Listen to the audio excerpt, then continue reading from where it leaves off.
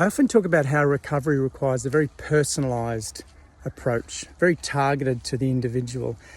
And one thing that often bugs me is the generic advice that's offered, which is just generic self-care advice. Wonderful advice, but it's not really targeted for these very serious and unpleasant conditions. You know, advice like drink more water or rest more or get to bed on time. Great advice, but really we're talking about chronic fatigue syndrome or complex regional pain syndrome or fibromyalgia.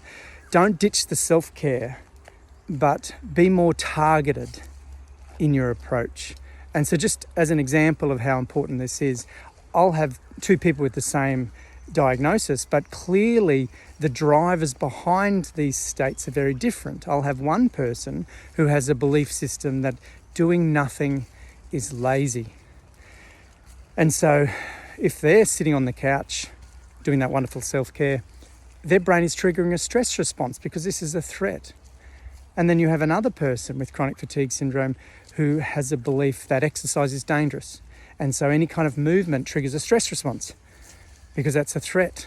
And so you have one person who's stressed doing nothing and another person who's stressed doing anything. So clearly we need very personalised, targeted approaches to ultimately retrain the brain that stress is not required for doing nothing or doing something.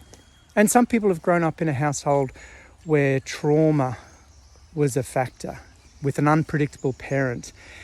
And they have a worldview that might be something along the lines of, it's not safe to relax.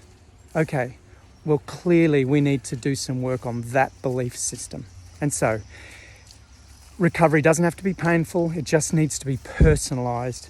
And so if you're interested in exploring these concepts with me, reach out. Recovery can start with a chat.